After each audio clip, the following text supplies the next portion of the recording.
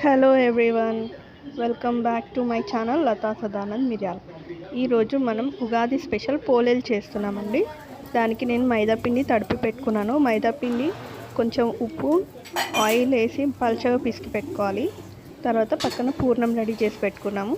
పూర్ణానికి శనగపప్పు, బెల్లం, కొద్దిగా సోంపు వేసి చేసి పెట్టానండి. శనగపప్పు ఉడికిన తర్వాత బెల్లం వేసి మంచిగా మిక్సీ చేసి పెట్టుకోవచ్చు.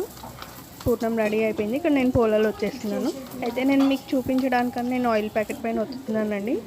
యాక్చువల్గా అయితే నేను వేరే ట్రే పైన ఒత్తుతాను. ఇక్కడ నా పోలే రెడీ అయిపోయింది చూడండి. గీతోనైనా కాల్చుకోవచ్చు, ఆయిల్తో అయినా కాల్చుకోవచ్చు, అది మన ఇష్టం అండి. ఇక్కడ మేము గీతో కాల్చాము.